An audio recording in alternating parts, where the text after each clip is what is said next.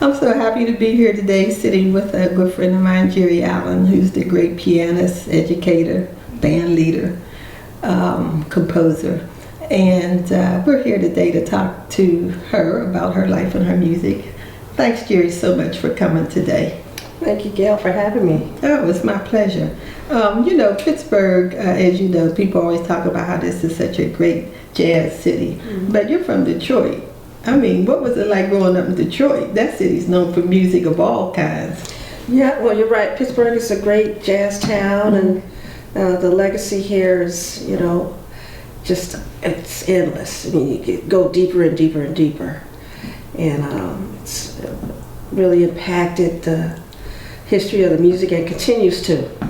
But as you mentioned, I'm born and raised in Detroit, Michigan, and I came up during a time when the musicians there, like Roy Brooks and Harold McKinney and Wendell Harrison, Marcus Belgrave, who's my mentor, they all were really engaged in imparting the tradition to us, younger players. And the Detroit public schools are really rich, a rich environment for us. I know as a high school student at Cass, I really became committed to being a jazz musician. And the musicians that were there at the time were top notch. I mean, the kids, very intimidating, For the people who don't know, tell me what Cass stands for. What is Cass? Cass Technical High School. And so people like Alice Coltrane were there, and Donald Byrd, and Ron Carter. I could go down wow. They're not all coming to me, but it's just a who's who.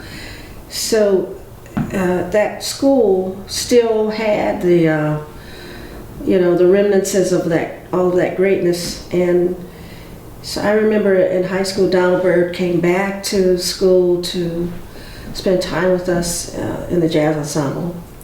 And there was a pianist named Greg Fillinganes who later would become the musical director for Michael Jackson during the time Thriller was popular. So it was a very high level. I mean, he went straight from high school to play with Stevie Wonder. What? So what I'm saying is that the level of musicianship, they were graduating professionals. And that goes back to the Motown times. They were graduating professionals. Those people would go straight on the road. Mary Wilson and the Supremes, Diana Ross and Temptations, all of that music, those people were public school trained. So I came through that program, and also the musicians that, many of them that were the Motown, the people behind Motown making those instrumental parts of those hits were the jazz musicians in Detroit. And so they were reaching out to people like myself and Kenny Garrett, who you just had here.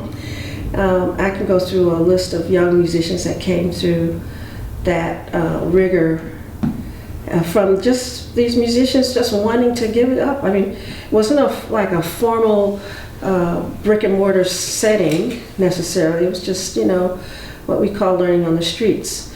So we had, through different community-based initiatives like what you're doing with Kente, and what James Johnson is doing at African American Musical Institute. Those kinds of organizations were there for us, and so it was a rich, wonderful way to grow up, around music.